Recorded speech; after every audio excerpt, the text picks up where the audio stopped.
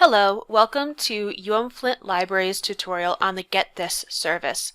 Get This is a service faculty, staff, and students can use to have items from the Ann Arbor campus libraries sent to Flint for them to pick up at the library, or request that Flint Library staff pull items from the shelves and hold them at the circulation desk for pickup later on. Let me show you how to place a Get This request.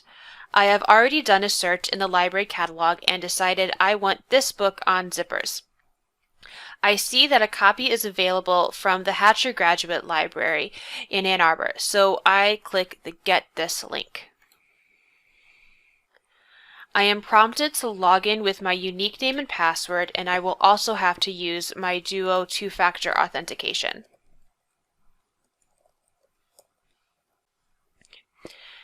After I log in, I have options on how I would like to receive the book.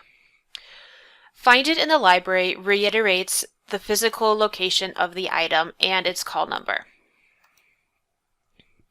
Have it delivered is only supported for Ann Arbor faculty and researchers.